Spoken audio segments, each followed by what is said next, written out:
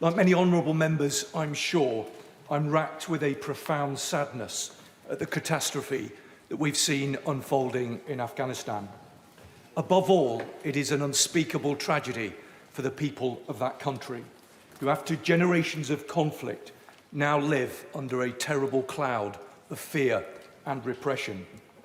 Who could fail to be moved by the agonising scenes from Kabul airport just this week? How desperate must you have to be to want to cling onto the side of a moving aircraft? These past 20 years have been a struggle for peace. We tried to break the cycle of war, to give hope to women and girls. We tried to give the Afghans a different life, one of hope and one of opportunity. But the catastrophic failure of international political leadership and the brutality of the Taliban has snatched all of that away from them. The new administration in Kabul should know that they will be judged not by their words, but by their actions. The world is watching.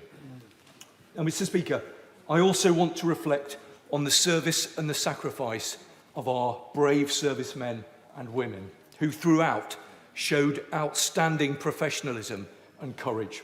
But as the Honourable Member from Plymouth Moor View said just a moment ago, recent developments have hit them hard. They're grappling with the question about whether all of the effort, the sacrifice, was really worth it. They're again grieving for fallen comrades who didn't come home. But whatever the outcome is in Afghanistan, those men and women and their families should be proud of their service, and we must be proud of them.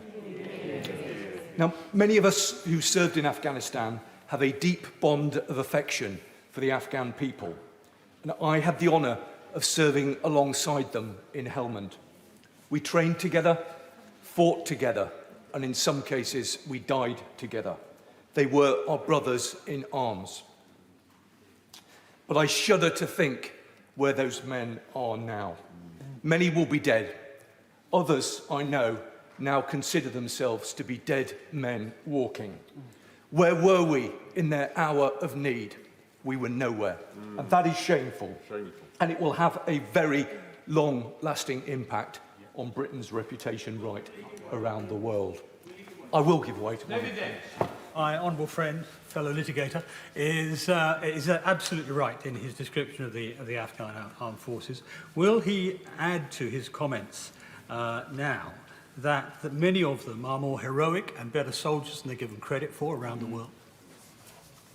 I'd be grateful to the right honourable gentleman, as I always am. I completely agree with the point he made. It was particularly distasteful and dishonouring of President Biden to make reference to the lack of courage and commitment by those Afghan soldiers who've served with such bravery and distinction. I think we have to be pragmatic, and I think at this difficult point we have to think about what our next move is going to be.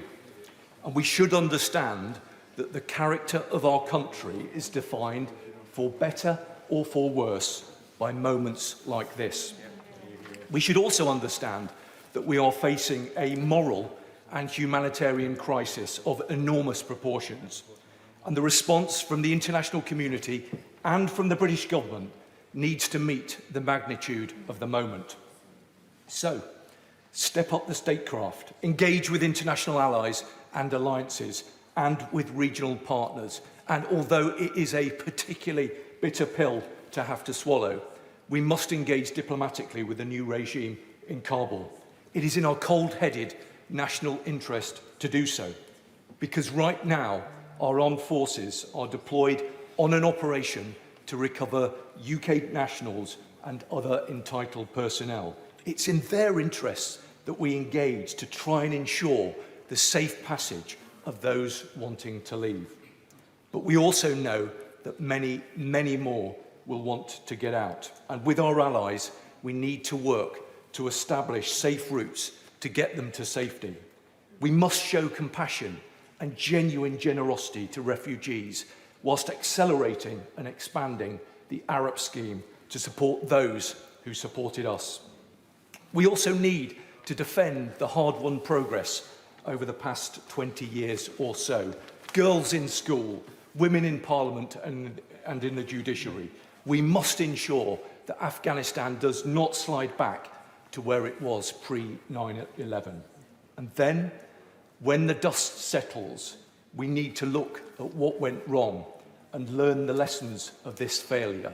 Why, despite all of the effort, we couldn't build an Afghan state free from corruption with the legitimacy and competence to balance the competing forces within that country, and what that now means for our foreign and defence policy in this country.